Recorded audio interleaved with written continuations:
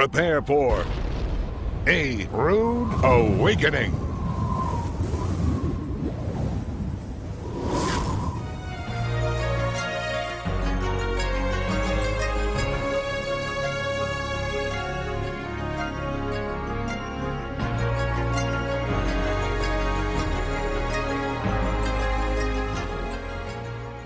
Shalom, Torah fans. This is Michael Rood sailing the Red Sea, or in Hebrew, the Yam Suf, the body of water that the Israelites crossed on dry land nearly 3,400 years ago. In this series, we are heading to the crossing site to watch underwater robotic cameras record coral-encrusted chariot parts strewn across an underwater land bridge. We will then venture to the real Mount Sinai in the ancient land of Midian on the other side of the Yam Suf, where Moses came across the burning bush. At Mount Sinai, we will witness the ancient property markers of the children of Israel, who were promised by the Almighty that all the land from the Euphrates to the Nile will belong to them in the last days, and everywhere they set their feet in this area legally belongs to them. In the previous episode, we remembered Abraham's call by the Almighty to come out of Babylon, leaving Babylonian paganism far behind. Abraham crossed over the Euphrates River, thereby becoming the first Hebrew. Hebrew meaning to cross over. We investigated the abominable religious practices of the Babylonians and Canaanites, only to discover that nearly every one of their vile religious observances have been adopted by modern Christianity. We then considered the everlasting covenant between the Almighty and Abraham, a covenant that cannot be broken, annulled, or changed by either the United Nations or Abraham's offspring. A covenant that grants a huge parcel of land to Abraham's descendants through Isaac and Jacob. Jacob begat 12 sons, 10 of whom sold their younger brother Joseph to a caravan of Midianites. Joseph ended up a slave in Egypt, but by an act of the Almighty became the prime minister for at least 14 years. 7 of those years, the land of Egypt produced bumper crops, and Joseph stored the surplus in the vast grain bins he built in the city of Sukkot, or in Egyptian, Sikra. The other 7 years were years of famine, which brought Joseph's estranged family to live in the land of Egypt. They entered as freemen, but ended up in slavery and needing a deliverer. Moses was selected for the job. We will continue with the story of Israel's exodus from Egypt that will leave behind them a land ravaged by plagues and the world's largest military force at the bottom of the Red Sea. Now, episode 3 in the 11-part series, The Sinai Connection, Israel's ancient title deed to the land. As you look at your map, the northern part of Egypt, outlined in green here, we see that is the land of Goshen. During the years of famine, the wealth of the world poured into Egypt, and Joseph's brothers came down and purchased grain. Joseph looked like an Egyptian. He looked like a pagan. He had the eye makeup, he had the shaved face. His brothers did not recognize him because he looked like a pagan sun god worshiper. But finally, he revealed himself to his brethren, and Pharaoh gave them the choicest land in the entire land of Egypt, the land of Goshen. And even on the satellite photography, we see that the land of Goshen is absolutely plush. It is green, it is beautiful. But just 100 meters out of the land of Goshen, it is desert. It is sand. There's nothing there. That was a parcel of land that was given to Joseph and his brethren. Another point that I want to bring up concerning this map to give you an orientation of this, because we have got to leave Egypt with all of the children of Israel. And in order to leave Egypt, we look ahead in the biblical record and see that the children of Israel crossed the Yam Suf, as it says in Hebrew, the Red Sea in English. And it says that King Solomon made a navy of ships in Ezion-Geber, which is beside Elat, on the shore of the Red Sea, or in Hebrew, the Yam Suf. This is Elat. This is Ezion-Geber, where Solomon built his navy yard. It's still Ezion-Geber today. It's still Elat today. And this is still the Yam Suf.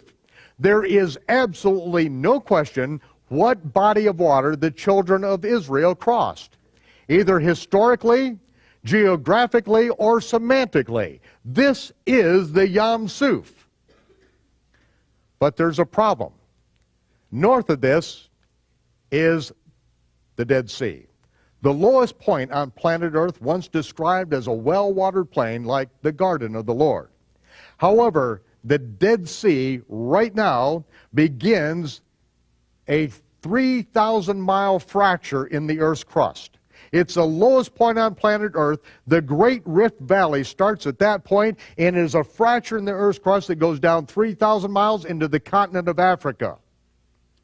When it goes right down through here, through the Gulf of Aqaba, it is 5,000 feet straight down underwater. You swim out just 100 meters from the shore or wade out there, and it drops off 5,000 feet straight down. When you go out wading and you get up past your ankles and then past your knees and past your weight, and all of a sudden, wham, the next step, you're 5,000 feet right down at the bottom. Didn't even know how you got there. No, if you can imagine it, this great rift in the Gulf of Aqaba is deeper and wider than the Grand Canyon. If any of you have been there at the Grand Canyon, imagine standing at the edge of the Grand Canyon and having to cross it. Now we've got a problem, don't we? If the Almighty is going to remove the water in one night, how are we going to get across there with up to 2.5 million people, well, all of our flocks and herds? We've got a problem, don't we? Well, let's see if there's a solution to this. Because now we go back to the land of Goshen. The Israelites are living there, and a generation after Joseph, there comes up a Pharaoh that does not know Joseph, and so he puts the Hebrews in slavery in this area. And in the land of Goshen, just a few years ago, there was a papyrus that was found. And this papyrus, from what they can make out in it, they know that it is a document concerning the transfer of slaves between two Egyptians. And the names on this papyrus, which they have dated to around 3,600 years ago, most of the names are Hebrew. They are Hebrew slaves. And this was found in the land of Goshen. This is Saqqara, Egypt. Now imagine that the city is completely walled and the step pyramid is inside of this walled city. The only way in to this city is to walk through it because the doorway is just big enough for one person to get in. And then as you step in, to your left, there is a cubicle which is about twice the size of the screen that you see before you. It is about a 9 by 12 room cubicle, and right next to it is another cubicle, and it goes on for about 20 of these cubicles. And you have just enough room to walk down and stand before a table or desk at each one of these, and this is where the travelers from other nations would come in. They would go to the desk where their language was spoken, they would pay, and they would receive the bags to continue out that pathway and go out to the grain bins to purchase their grains from Joseph. Right here, as we look down upon it, we see the step pyramid. This is what the Bible calls the city of Sukkot, or tent city, Saqqara. And on your left-hand side are huge, huge grain bins. These grain bins that you see before you are 50 feet across, they are 90 feet long, and they are over 100 feet deep, and then they empty into grain bins which are lower than they are. As you look at this photograph and the next one, you see that we have a stair that goes from the top all the way down. This is not OSHA approved. And after 3,500 years, it is in bad condition. but it goes all the way down 100 feet down to the bottom of this. You see that most of this grain bin is filled with debris because we have buildings that were built over top of it as part of the whole structure that have now collapsed and are down inside. There's a row of these grain bins there, and if you ask the Egyptians, as I have, what they are, they have no idea. Perhaps there's some kind of burial chamber. Oh, yeah, right. A burial chamber, unlike anything else in the land of Egypt, makes absolutely no sense at all, but they certainly cannot be the grain bins that Joseph built, because Israelites were never in Egypt according to modern Egyptology. They have to deny it. Right behind the grain bins, however, are the executive offices. And on the walls of the executive offices, you see the man on the throne, Imhotep, in Egyptian, or Yosef, the scholar, the scribe. You see people bringing in goods to him one way and leaving with goods going the other way.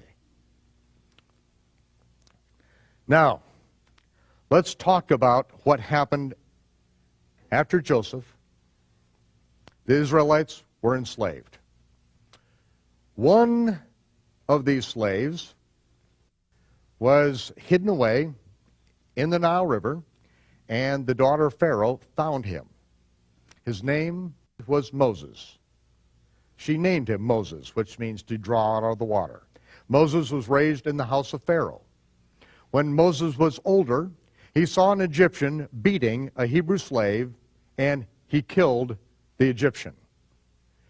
He knew that Pharaoh would find out about it, and so it says that Moses fled from the face of Pharaoh and dwelt in the land of Midian. He left the capital and he took the southern trade route. If he took the northern trade route, it would have taken him up into the land of the Philistines and the Canaanites. However, the southern route took him down along what is now the Suez Canal, across the Sinai Peninsula, and then around the northern end of the Yam Suf, or the Reed Sea, down into the land of Midian, where he became a Midianite shepherd in the tents of Yitro, married Zipporah, Yitro's daughter, and it was during that 40 years that he came across a bush that burned but was not consumed. He heard the voice of the Almighty, who spoke to him from Mount Sinai and told him that he would deliver the children of Israel as the promise of the Almighty was made to Abraham. He would be the deliverer, and he would lead the children of Abraham back to that very mountain in the land of Midian to worship him. So, that's the route that he traveled. Now, let's see what happened in this Exodus when Moses went back. And after a series of plagues, finally he was given permission by Pharaoh for all of Israel to leave Egypt and travel 3 days into the desert. That's all we asked for. 3 days into the desert, but we had to take everything with us, which looked a little suspicious to begin with, I'll admit. But all we asked for was 3 days.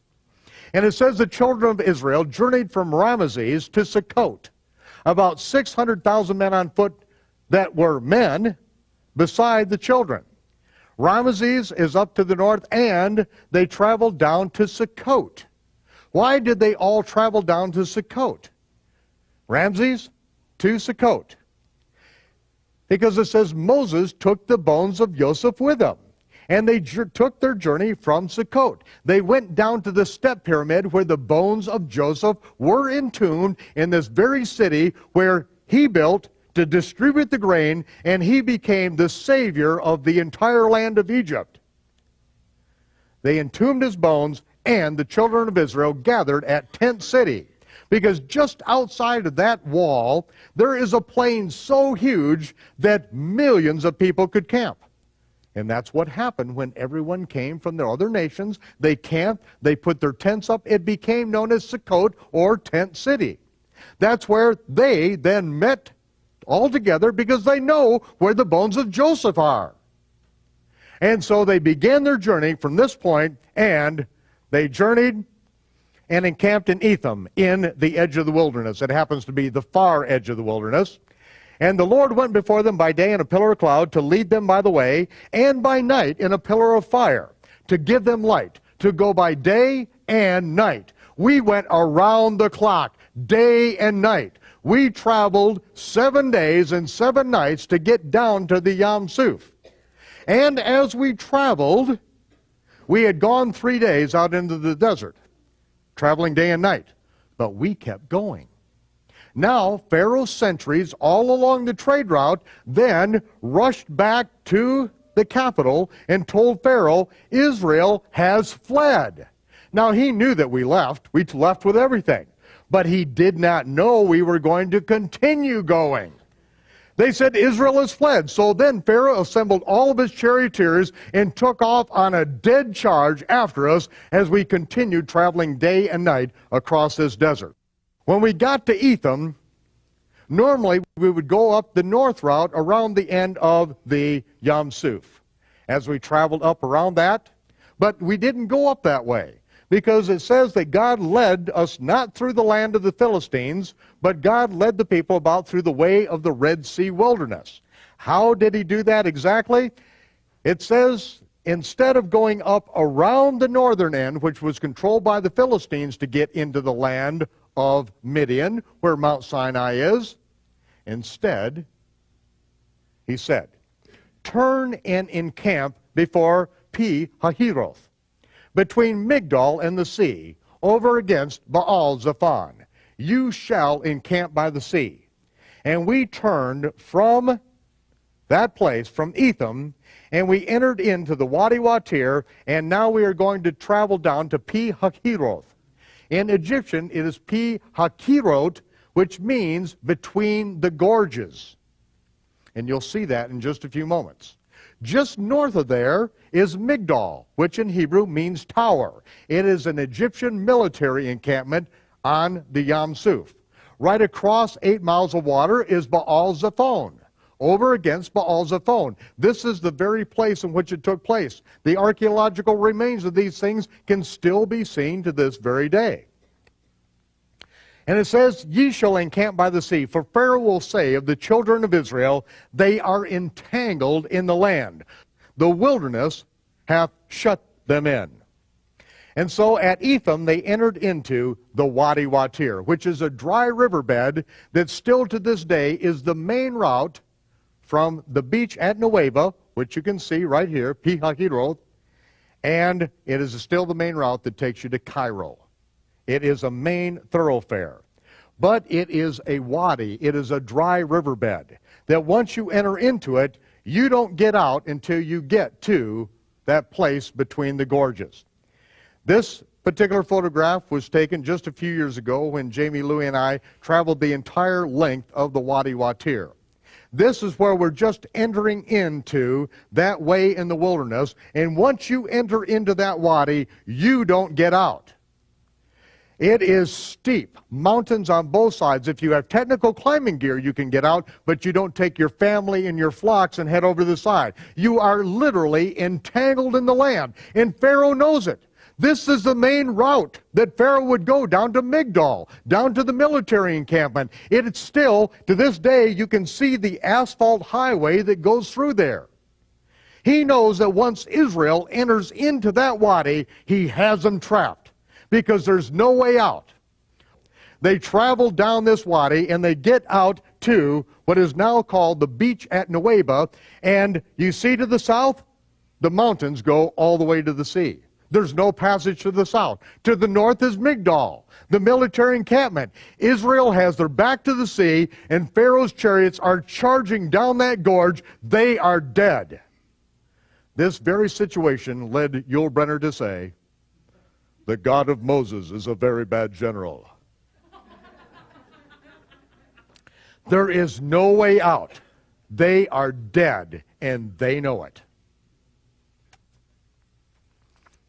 A number of years ago, an amateur archaeologist found a Phoenician-style pillar right on the beach here at Nueva.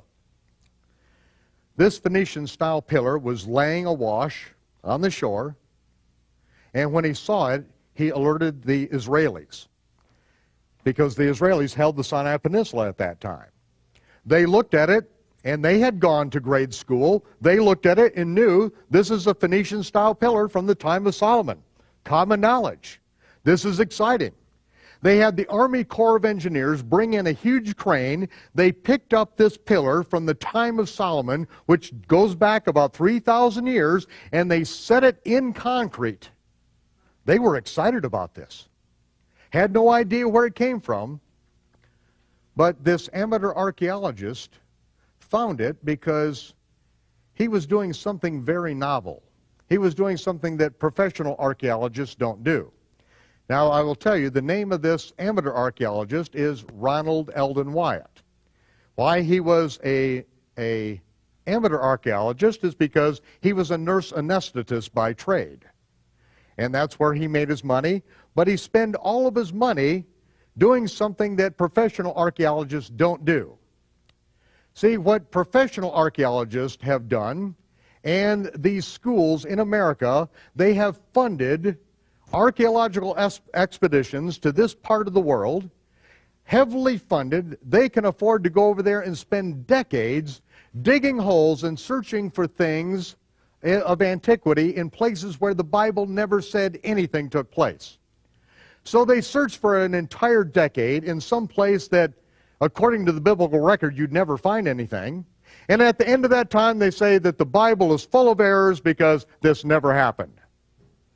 Oh, brilliant. That's genius. Mr. Wyatt did something different. He carefully looked at the biblical record. He analyzed the original Hebrew text, and he followed these paths out and found himself right at this shore, and on this shore he found a Phoenician-style pillar from the time of Solomon. A couple of years later, he took a rubber raft and, braving the Arabian gunships from the other side, crossed the Yam Suf, 8 miles, and found an identical pillar, still standing, however. Instead of being awash on the beach with everything being eroded from it, this was standing in an ancient Paleo-Hebrew. It could be made out. Shlomo, Solomon, Mitzrayim, Egypt, death, Pharaoh, and Yod-He-Vav-He.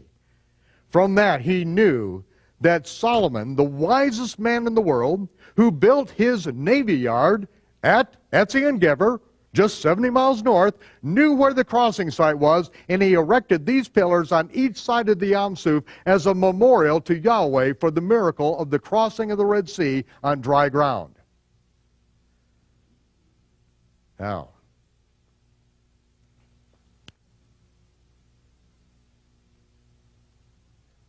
in the subsequent years, Israel had to give back the Sinai Peninsula. But after they gave back the peninsula, then the coral-encrusted remains of Pharaoh's chariots and army were found, strewn for over 1.5 miles on the bottom of the Red Sea.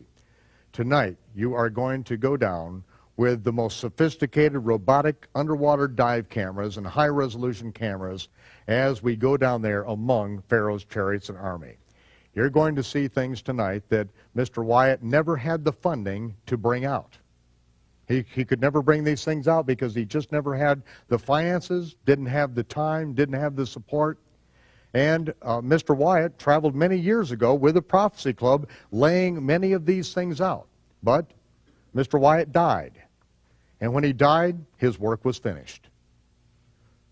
But yet the hand of the Almighty was not shortened, because he already put other people in place that were going to take the things that he found to the next level and far beyond anything that Mr. Wyatt could ever imagine.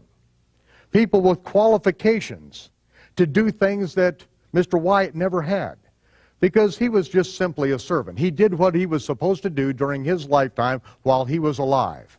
But tonight you are going to see the rest of the story, because the book of Acts is still being written.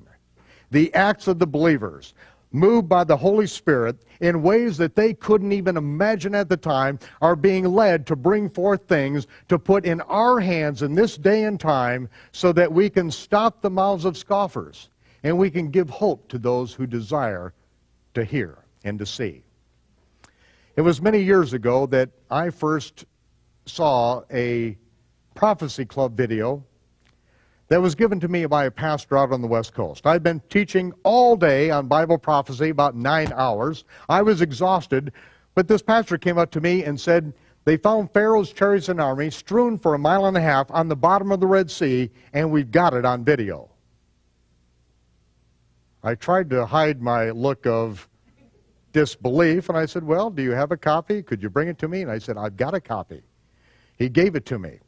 I went home, and at about midnight, after teaching all day long, I put that video in. I watched it. I rewound it. I watched it. I rewound it. I watched it until 5 o'clock in the morning, and I said, this is the greatest tool I have ever had in my hands in my life. And I thought, why has this not spread like wildfire through the Christian church? I am not an unaware person. I didn't consider myself completely out of the loop. But yet, some of this had been out for years, and I had no idea.